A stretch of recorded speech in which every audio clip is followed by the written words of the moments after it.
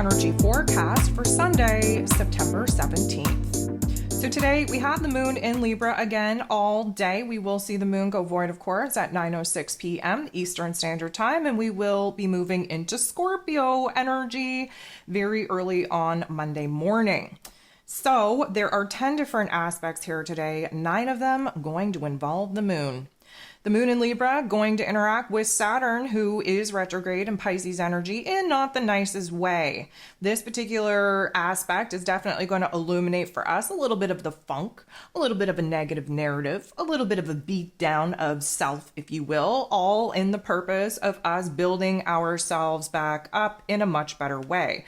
Again, considering the fact that Saturn retrograde in Pisces energy is helping us to deconstruct our old belief system, get rid of those old fears, those old doubts, those old insecurities that are preventing us from truly going after what it is that we want, we need, we desire. We are going to have to explore a little bit of the inner dialogue that is not encouraging, not loving, not supportive, and in place, flip the script, come up with something better.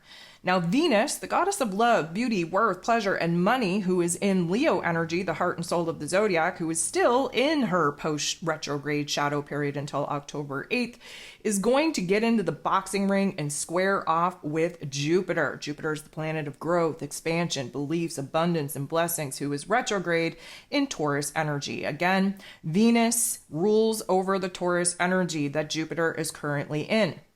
We've been in this square before. This is something that started when she was retrograde, and while Jupiter was still direct, they had an interaction then. They're having an interaction now.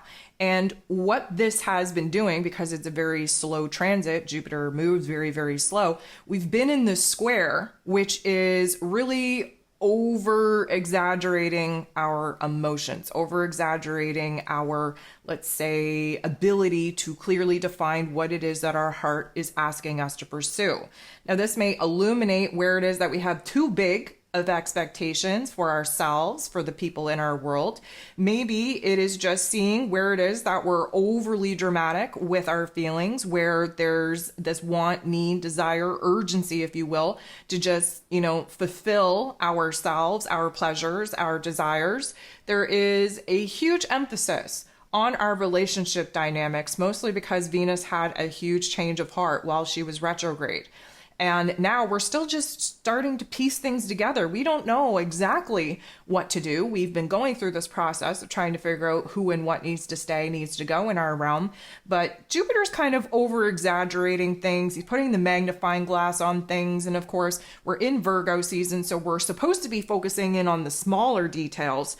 But Jupiter is here to say, hey, you can't really focus on, the smaller details without understanding the greater, grander goal, vision, and dream that you're trying to work towards. So we have to be cautious in this energy that A, we're not overdoing anything, overcommitting to anything. We're not over exaggerating or overstating our emotions, our thoughts, our feelings. And B, where it is that we have to realize that the want, need, and desire to fulfill the emotional void in which we're currently sitting in with, buying things, with just dabbling in little passions and desires that are not going to last and not going to fulfill that emptiness that we're currently sitting in. We really do have to resist the urge, if you will, to spend money, to overstate our feelings, to take action and make moves. We're not in a time for that. We're in a time of planning and strategizing. And until the fog on this heart space clears, we shouldn't really be actively having the heart-to-heart conversations that we're unable to articulate within ourselves, let alone be able to properly communicate to anyone else on a fair, logical, practical basis. Because again, we're over-exaggerated in our emotional state. So just be cautiously aware of that. The moon is going to oppose Chiron. Coming out of that square, this is going to bring up all the feels. This is going to expose all the wounds. And of course, Chiron being retrograde in this Aries energy is really putting an emphasis on who it is that we were, the decisions, the choices that we made, the reality, the realm in which we've created, and who it is that we now are, and maybe where it is that we're not in alignment with some of the topics, themes, circumstances that our older self had created for us. We are going through a quote unquote identity crisis. I prefer to call it an identity branding, because we are emerging as this brand new version of self. However, Coming out of that square, it's a tough energy. And so we are likely going to be whiny, complainy. We're going to dabble in the victimhood mentality.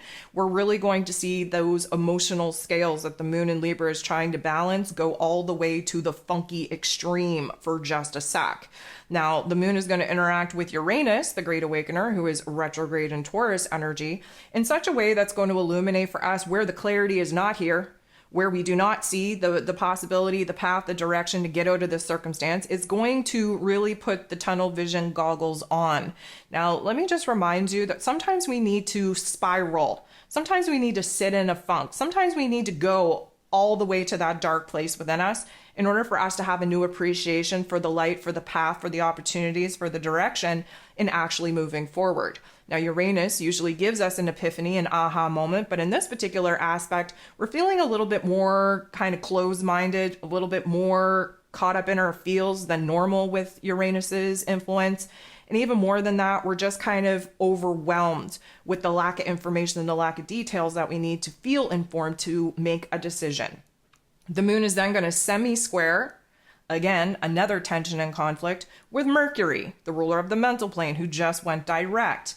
So this means that our heart and our head not on the same page at all. And of course, that makes sense. The moon in Libra wants happiness, peace, fairness, wants justice, wants everybody to be happy-go-lucky, everybody to be, in a state of bliss, if you will. But Mercury, who just went direct in Virgo energy, is kind of waking up from the drunken slumber and saying, oh my goodness, did you guys just have a house party while I was retrograde? Look at the mess of things. Look at the state of things. We have so much organization to do. There's been so much chaos. We have to clean up our head space, clean up our heart space, clean up our physical environment. We need to get to work here. So this can be very overwhelming in our mental plane. And because of that, our emotions are kind of running away from what it is that our mental plane needs us to be focused on. The moon is then going to interact with the sun. This is a great energy, a great interaction because it's bringing forth a new awareness. The moon being in Libran energy is kind of bringing up the past, where it is that we've been out of whack, where there has been craziness and chaos. The sun, of course, shining a bright light in Virgo energy, where we have to get our shit together, where we have to get organized, where we have to clean things up, where we have to actually exert our life force energy in our physical realms to put things back together, put things in their place. So this interaction brings a level of awareness. We're just oh, wow, okay. So in order to actually balance the scales, we actually have to roll up our sleeves and get our hands dirty. We actually have to make moves and take action in our physical realm where the craziness and chaos has ensued, starting with our environment. Take a good look around at your household. If your household is in a state of disarray, that is mirroring to you your mental state. If you want to try and get organized, if you want to try and find a state of peace, get your house in order. That's the first step. So what we're kind of being directed to do here is kind of realize where things are out of whack and what we have control over in the here and now as far as our surroundings, our environment, what we have control over as far as the smaller details go, and what we can start doing in the here and now to clean up this mess. The moon then goes ahead, directly opposes, sits across from, creates a little bit of a confrontation with the North Node in Aries energy, of course. Aries energy, Libran energy, they sit across from each other in the zodiac wheel. We also have to realize that if the moon in Libra is sitting across from the North Node in Aries, that means that the moon is sitting on the South Node that is currently in Libran energy. What this does is it kind of cluster F's us because we realize where it is that we have to take action, make moves, break away from the old, break away from where it is that we're too interconnected, intertwined with other people's wants, needs, and desires, where we haven't been honoring our own selves. But the natural urge is to fall back on what it is that we've been doing. So the South Node in Libra, the South Node is where it is that we've come from, what is comfortable to us, what is familiar to us.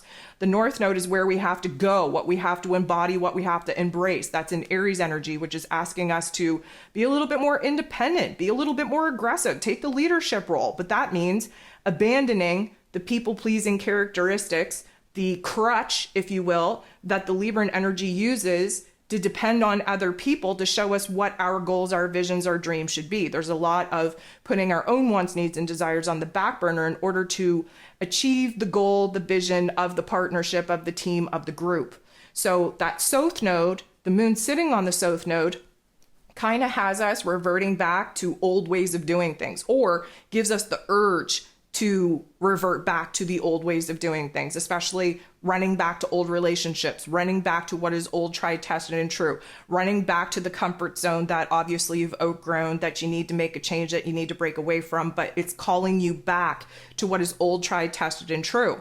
That North node in Aries that we're having a confrontation with is like, you know what? You're going to sit there, you're going to continue to whine and complain about your situation and your circumstance. You're not going to do anything about it. And therefore, you should make peace with where it is that you're at, because you don't have what it takes to bust away from the old in order to create something new. So it's a little bit of a tough love life lesson, a little bit of a bully type of energy that we're doing to ourselves to see where it is that our ego selves, with the fear, the doubts, the insecurities, are trying to keep us in a state of paralysis, to not change, to not transform, to not evolve. That's what the North node in Aries wants us to do. So then the moon in Libra goes ahead and bumps into Neptune in a way that is not favorable for us at all. Neptune is retrograde in his place of power in Pisces energy. This is going to bring on all the feels. And like I mentioned to you earlier, the moon in Libra would prefer to stay in the shallow end of the pool. Well, Neptune takes you all the way out into the middle of the ocean. There's a lot of depth to explore where our emotions are concerned, where our intuition is concerned, where our dreams and equally our fears are concerned.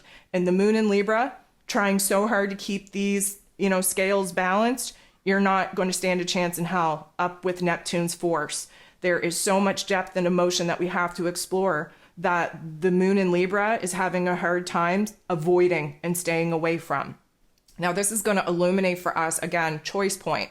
The choice is, do we continue to do what it is that we've already done and continue to get what it is that we've already got, even though we've been complaining about it? Or do we bust away from our comfort zone, try something new, put ourselves in a situation where things aren't familiar, where they're not predictable, and stand the chance of actually getting something better than what it is that we've already created? This is the fight. This is the battle. This is the energy that we're trying to find balance in.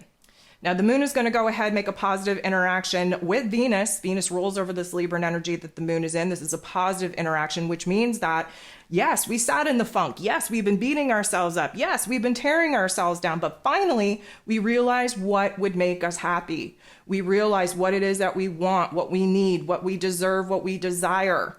Again, Leo energy that Venus is in is that heart space. That's the full, truest, realest, most authentic version of our soul self, what it is that we want to pursue in life. So this is kind of bringing us out of the darkness, if you will, and putting us in a different heart space to figure out what it is that we need to pursue from here. The last thing that we got going on is the moon in Libra.